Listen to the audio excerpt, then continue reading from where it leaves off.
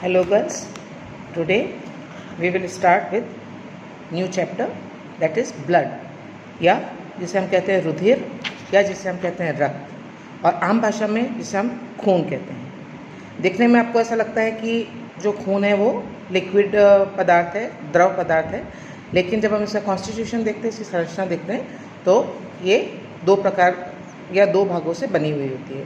तो यहाँ पर हम रक्त की विस्तृत जानकारी लेंगे।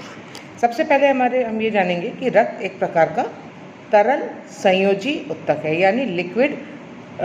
जो हमने जब उत्तक पढ़े थे उसके अंदर हमने लिक्विड टिश्यूज़ के बारे में भी पढ़ा था, तो ये भी, और वहाँ पर भी हमने ये देखा था कि रक्त एक प्रकार का तरल संयोजी उत्तक है और इसका रंग देखने में चमकदार लाल होता है।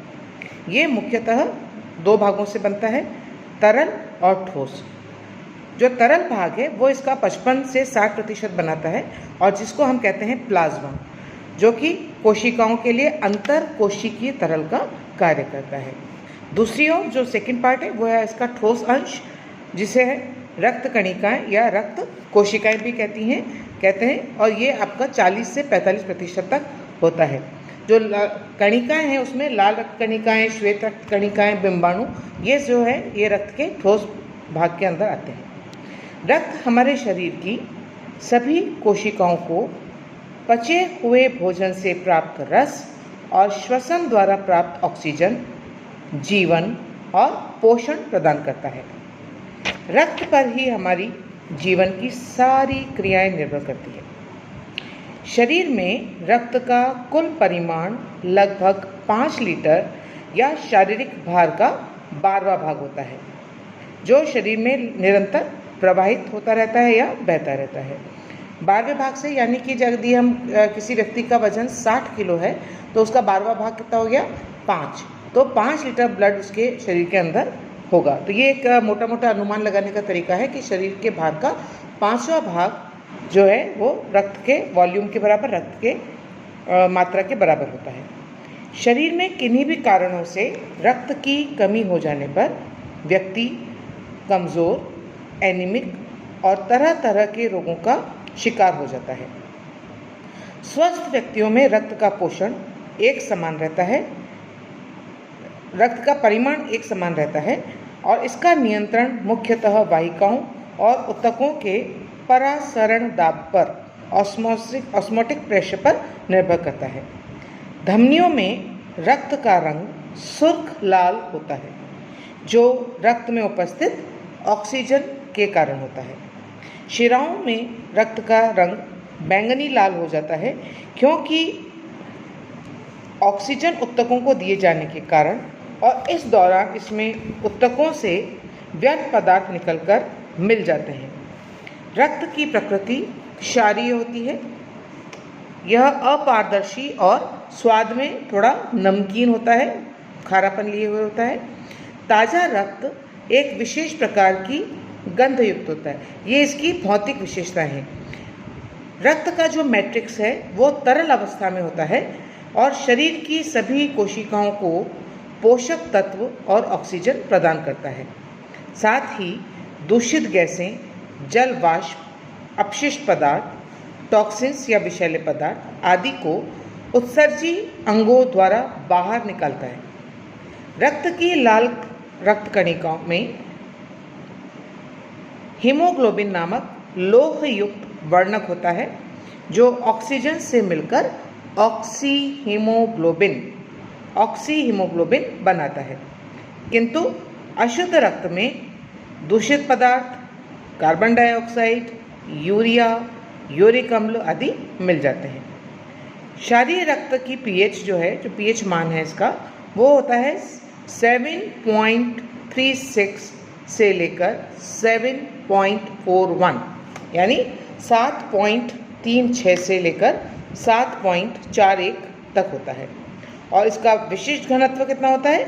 1.055, 1.055 से लेकर 1.060 होता है, यानी ये जल से थोड़ा सा भारी होता है। यदि हम इस रक्त की बनावट की ओर चले, रक्त की संरचना देखें, रक्त का कंपोजिशन देखें, तो यह तरल रक्त वास्तव में द्रव एवं ठोस पदार्थ का मिश्रण है। ठोस पदार्थ रक्ताणु कहलाते हैं और रक्त के तरल भाग या प्लाज्मा में तैरते रहते हैं और इनका अनुपात 45:55 यानी 45 तो ठोस भाग और 55 तरल भाग होता है। रक्त प्लाज्मा जो हल्के पीले रंग का क्षारीय द्रव है का निर्माण निम्नलिखित घटकों से होता है। यानी जो प्लाज्मा की जो हम बात कर रहे हैं उसकी भी संरचना, जो इसका कंपोजिशन है वो किस प्रकार से है। इसमें जल की मात्रा होती है 90%, वहीं प्रोटीन होता है 8% यानी 8%। और इन प्रोटीन्स के अंदर एल्ब्यूमिन, ग्लोब्यूलिन, प्रोथ्रोम्बिन और फिब्रिनोजन मुख्य हैं।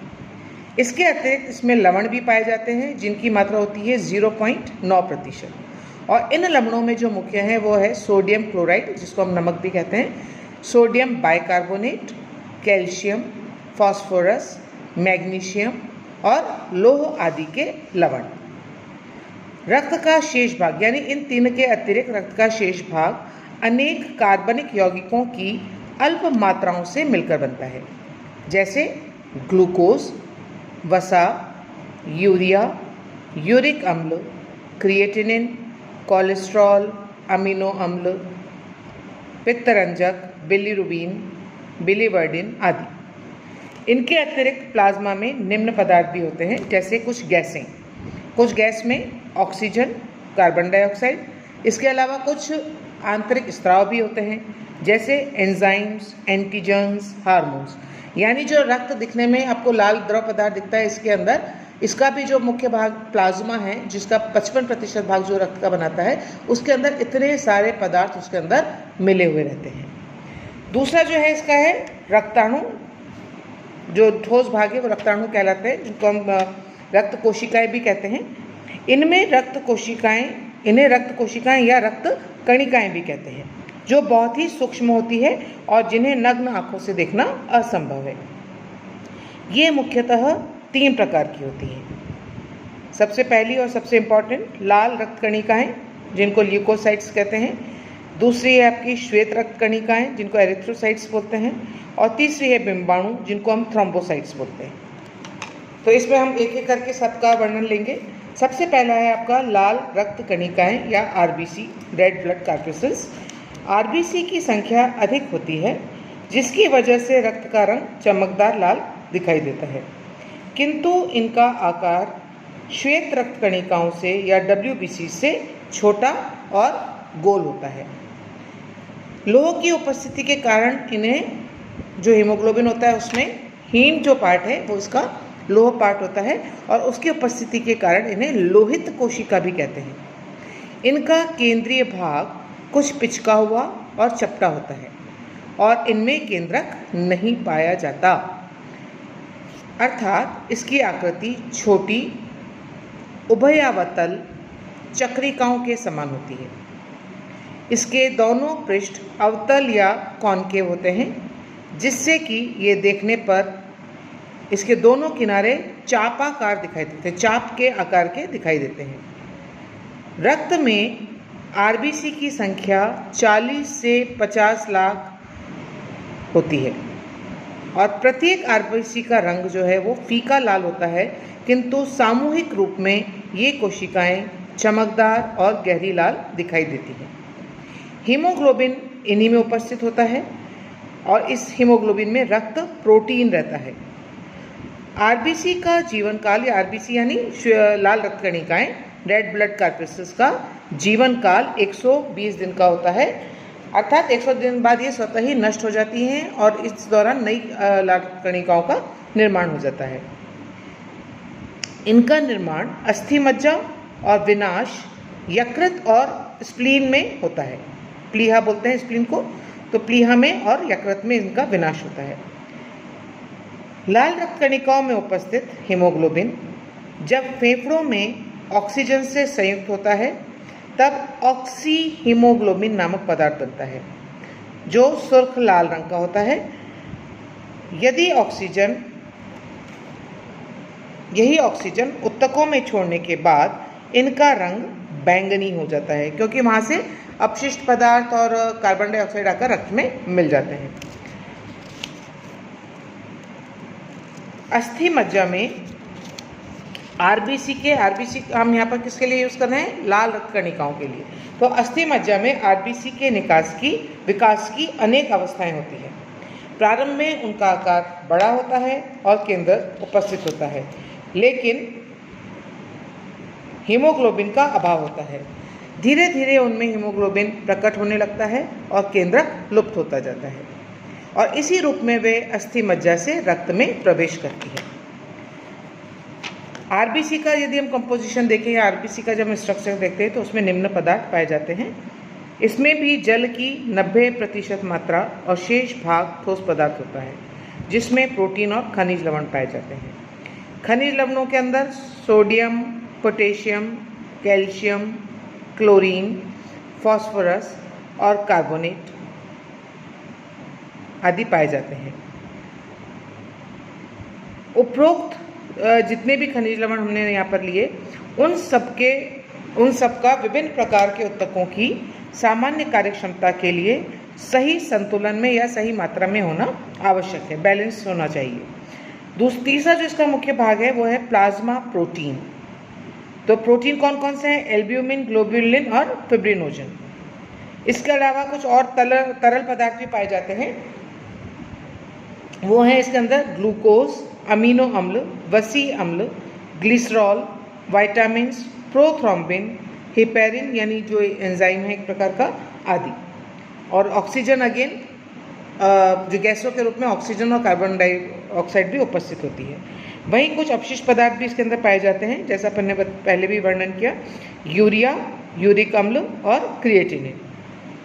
हीमोग्लोबिन जो है वो ठोस रूप में पाया जाता है, और फॉस्फोलिपिड और पोटेशियम सल्फेट भी इसके अंदर पाया जाता है। यहाँ पर हमारे लिए ये जानना जरूरी है कि हीमोग्लोबिन क्या है।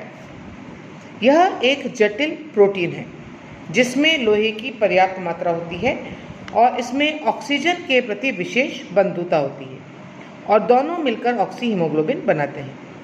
यह शरीर की हर कोशिका को ऑक्सीजन प्रदान करता है और कार्बन डाइऑक्साइड ले लेता है, और रक्त में अम्ल क्षार अनुपात को भी नियंत्रित करता है।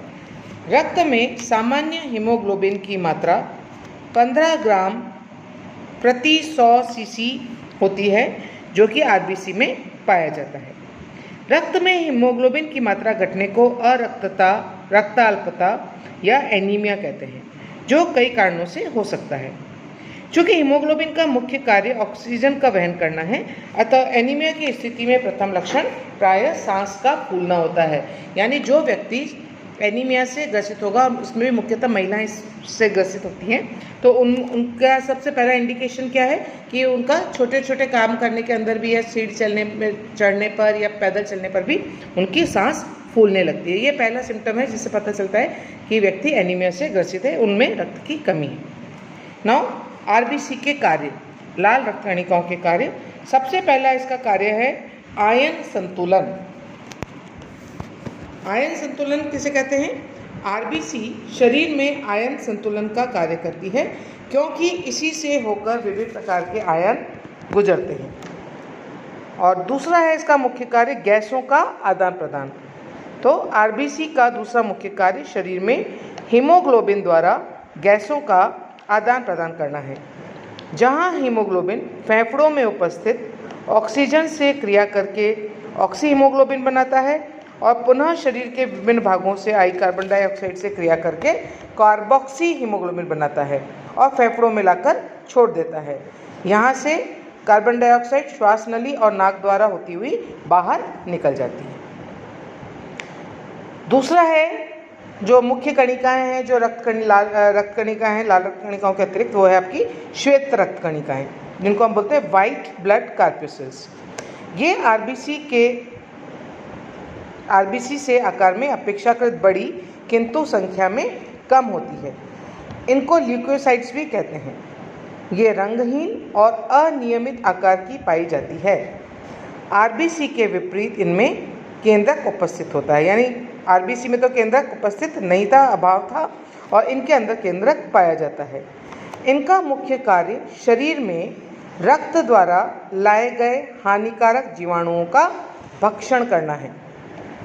संक्रमण की अवस्था में यानी इन्फेक्शन की अवस्था में WBC की संख्या 30,000 प्रति क्यूबिक मिलीमीटर हो जाती है और सामान्य अवस्था में ये कितनी होती है? 6 से 8,000 क्यूबिक मिलीमीटर, यानी लगभग 5 गुना इनमें इजाफा हो जाता है और इनकी संख्या बढ़ जाती है। WBC के अंदर अमीबिक गति पाई जाती है। अमीबिक गति यानी कि ये इकलौती ऐसी कोशिका है जो एक स्थान से दूसरे स्थान तक मूव कर जाती हैं संक्रमण की अवस्था में। रचना के आधार पर WBC को या वाइट ब्लड सेल्स को या श्वेत रक्त कणिकाओं को दो मुख्य भागों में बांटा गया है। सबसे पहला है कणमय या ग्रैन्युलोसाइट्स। आकृति के अनुसार इनके जो दानेदार आकृति होती है उसको हम बोलते हैं कणमय या ग्रैन्युलोसाइट्स, और दूसरी होती है अकणमय या एग्रैन्युलोसाइट्स। कणमय या कण सहित या ग्रैन्युलोसाइट्स इनको कहते हैं। WBC के इनकी कोशिका द्रव्य में अनेक सूक्ष्म कण पाए जाते हैं जिससे इन्हें कणमय ल्यूकोसाइट्स कहते हैं, और इनका जो केंद्रक है वो पिंडाकार होता है, पिंड के आकार का होता है। इनको हम पुनः 3 भागों में विभाजित कर सकते हैं। सबसे पहली कहलाती है न्यूट्रोफिल्स या पॉलीमार्फ। ये WBC में 60 से 70% तक पाई जाती है और इनका जीव द्रव्य कणमय होता है और निर्माण अस्थि मज्जा में ही होता है। इनका जीवन काल 21 दिन का होता है। RBC का तो है 120 डेज का, 120 दिन का, और इनका न्यूट्रोफिल्स का है 21 दिन का। इनमें छोटे छोटे कणों को निगलने की क्षमता होती है और यह क्रिया फैगोसाइटोसिस कहलाती है। ये बाहरी हानिकारक जीवाणुओं और विषैले पदार्थों का भक्षण कर लेती है और अमीबिक गति के कारण कोशिकीय दीवार से रक्त प्रवाह से बाहर निकलकर संक्रमण स्थल पर पहुंच जाती है और उन कोशिकाओं का भक्षण कर लेती है। इनका केंद्रक बहुखंडित होता है, अतः कणिका कोशिका भी कहलाती है। कुछ अवस्थाओं में ये कोशिकाएं पूर्णतः अनुपस्थित हो जाती हैं और यह दशा एग्रेन्युलोसाइटोसिस कहलाती है और इनकी कमी को एग्रेन्युलोसाइटोपीनिया कहते हैं।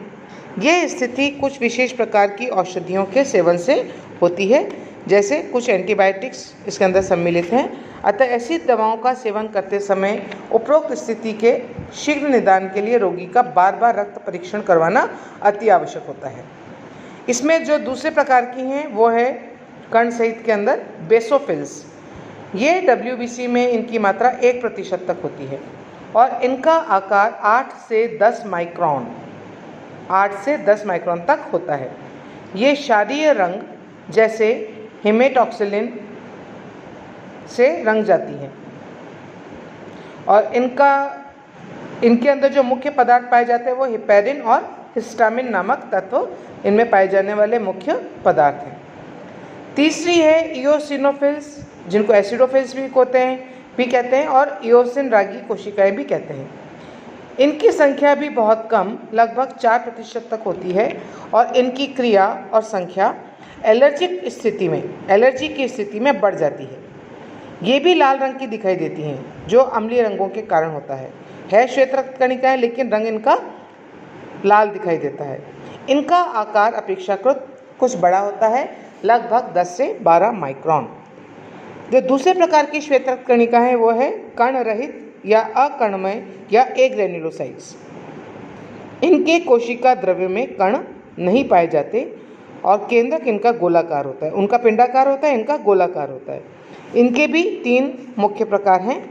सबसे पहले इसके अंदर है लिम्फोसाइट्स, जो 2 प्रकार की पाई जाती हैं। छोटी लिम्फोसाइट्स जो 8 से 10 माइक्रोन और बड़ी लिम्फोसाइट्स जो होती हैं वो 10 से 15 माइक्रोन की होती है। ये WBC का 25 से 30% भाग बनाती है। इनका निर्माण लिम्फ नोड और लसिका ऊतकों में होता है। इन्हें निष्क्रिय फैगोसाइट्स भी कहा जाता है। इनमें भी अमीबिक गति पाई जाती है और इनका संबंध एंटीबॉडीज़ के निर्माण से होता है। दूसरे प्रकार की जो कण रहित श्वेत रक्त कणिका है वो है मोनोसाइट्स, जो कि कुल WBC का 5 से 10% भाग बनाती है। आकार में बड़ी होती है और ताल के आकार का केंद्रक पाया जाता है। नाल के आकार का, जो घोड़े की नाल होती है पाँव में जो लगाते हैं, उसके नाल के आकार का केंद्रक इनमें पाया जाता है। इनमें अमीबिक गति और फैगोसाइटिक दोनों क्रियाएं पाई जाती हैं। तीसरी जो इसका प्रकार है वो है ट्रांजिशनल। ये बड़ी लिम्फोसाइट्स और छोटी लिम्फोसाइट्स के बीच की WBC है और इनका आकार भी घोड़े की नाल जैसा होता है और एक केंद्रक भी इनमें पाया जाता है। तो ये थे आपके WBC और RBCs। अब इनके कार्य क्या हैं? WBC के कार्य क्या हैं? सबसे मुख्य कार्य है इसका फैगोसाइटोसिस। फैगोसाइटोसिस यानी WBC का मुख्य कार्य रक्त में उपस्थित हानिकारक जीवाणुओं को नष्ट करना और उनका भक्षण करना है। यही कारण है कि WBC को फैगोसाइट्स भी कहा जाता है। दूसरा इसका मुख्य कार्य है रोगों से रक्षा करना। तो न्यूट्रोफिल्स की क्रिया से विभिन्न प्रकार के रोगों से शरीर की ये रक्षा करती हैं। बाहरी हानिकारक तत्वों और जीवाणुओं का नाश WBC ही करती है। अतः शरीर को रोग प्रतिरोधक क्षमता प्रदान करने का कार्य भी इन्हीं का है। तीसरा मुख्य कार्य है इनका एंटीबॉडीज़ के निर्माण में सहायता करना। और चौथा है इसका मुख्य कार्य अमीबिक गति के कारण अपने कूट पादों यानी छुपे हुए पादों की सहायता से बाहरी और विषैले पदार्थों को घेर लेती है और उनका भक्षण कर लेती है। इसके अलावा जो सबसे मुख्य कार्य है इसका कि ये घाव के भरने में सहायक होती है। जितने भी वुंड्स होते हैं उनको भरने में इन WBC का मुख्य कार्य होता है। और लास्ट फंक्शन है इसका पोषक तत्वों को एक स्थान से दूसरे स्थान तक लाने ले जाने का कार्य भी WBC ही करती है। अब तीसरे प्रकार की जो कोशिका है, रक्त कोशिका है, वो है आपके बिंबाणु। श्वेत और लाल रक्त कणों के अलावा रक्त में अनिश्चित आकार और प्रकार के कुछ छोटे छोटे कण पाए जाते हैं जिन्हें बिंबाणु कहते हैं। ये अत्यंत सूक्ष्म, चपटे, गोल और बहुत अधिक मात्रा में रक्त में उपस्थित रहते हैं। इन्हें थ्रोम्बोसाइट्स भी कहा जाता है क्योंकि ये थ्रोम्बस जो रक्त का थक्का बनाने में आवश्यक तत्व है के बनने में सहायता देते हैं। इनका निर्माण भी लाल अस्थि मज्जा में होता है और कोशिका द्रव्य कणमय और केंद्रक अनुपस्थित रहता है।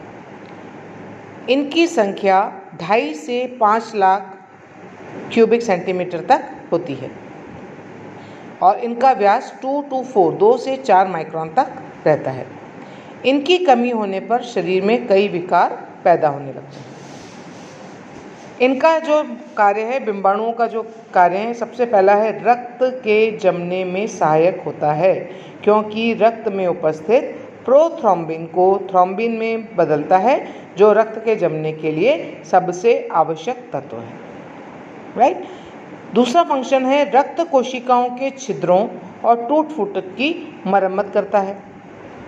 थर्ड फंक्शन है कुछ एंटीजन पदार्थ इसमें उपस्थित होते हैं जो एंटीबॉडीज़ का कार्य करने के लिए उत्तेजना पैदा करते हैं, यानी वो उत्प्रेरक का कार्य करते हैं। तो ये है रक्त की संरचना। नेक्स्ट क्लास के अंदर हम रक्त क्लॉटिंग ऑफ ब्लड या रक्त का जमना और ब्लड ग्रुप्स के बारे में पढ़ेंगे। Thank you.